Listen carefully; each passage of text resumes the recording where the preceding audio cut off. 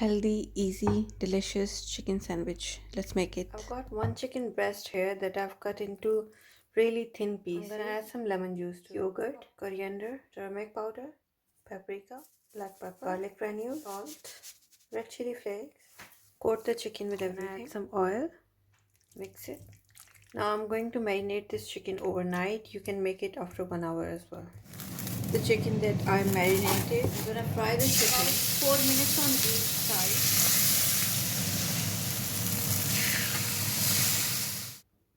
That's the chicken. The sauce, I'm gonna take some mayonnaise, ketchup, and juice, the granules. Not spicy, I'm not eating it. So red chili flakes, a bit of salt, parsley, jalapenos,